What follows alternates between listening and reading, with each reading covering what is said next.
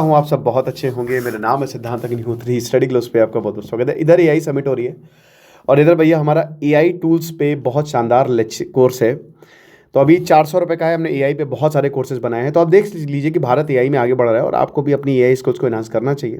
AI tools coupon code use करेंगे तो कल तक ये सेल है, 400 रुपये का कोर्स मिलेगा।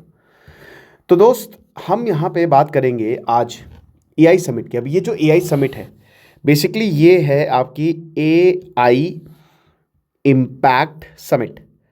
अब ये जो एआई इम्पैक्ट समिट है ना, ये 16 फरवरी से 20 फरवरी तक होगी, यानी कि 5 दिन। बांग्लादेश कल 17 फरवरी को तारिक रहमान जो है वो प्रधानमंत्री की ओथ लेंगे।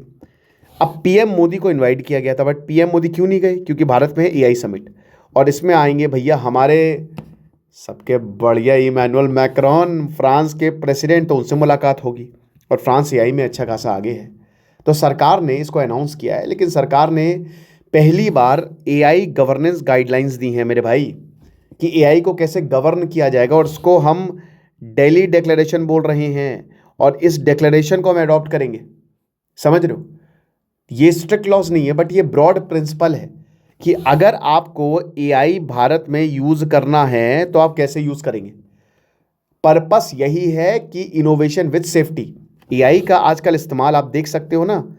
अभी अर्चिता फुकान का केस हुआ, किस तरीके से आसाम में एक लड़का गुस्से में था क्योंकि उसकी गर्लफ्रेंड उसको छोड़ के चली गई और उसने उसकी शक्ल को यूज करके ऐसी कहानी बताई और ऐसे वीडियोस बनाए कि भाई वो ट्रेंड करने लगी। उस लड़की के भाई मेंटल एकदम बहुत मुश्किल हुई इसको, और उसके बाद उसको गिरफ्तार किया गया। एआई में भाई सेफ्टी नहीं है। डीप फेक और एआई के जो वीडियोस बन रहे हैं, ये जो न्यूडिटी देखने को मिल रही है, ये काफ़ी ज़्यादा डिस्टर्बिंग है।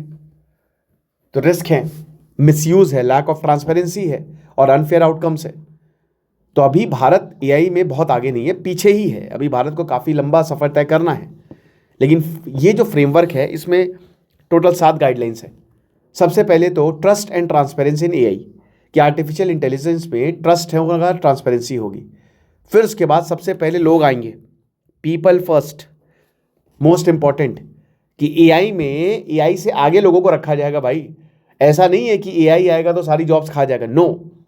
इनोवेशन को सपोर्ट करिए। जितने ज़्यादा जीपीटीज आप बनाएंगे उतना बढ़िया है। हमने अपने कोर्स में बताया है कि कैसे आप कस्टम जीपीटीज जो है वो बना सकते हैं और आपकी लाइफ भी बदल सकती है।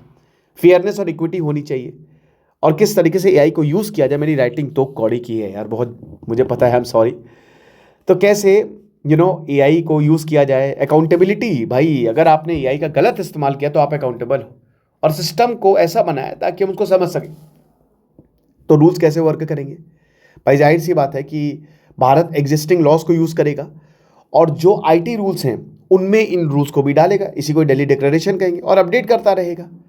दिल्ली डिक्लेरेशन जो है वो इस समिट में फॉर्मली अडॉप्ट किया जाएगा। और जब कोई डिक्लेरेशन आप अडॉप्ट करते हैं तो ये बहुत बड़ी बात होती है, यानी कि जो आउटकम है वो ये आपका सक्सेसफुल हुआ है, ठीक है।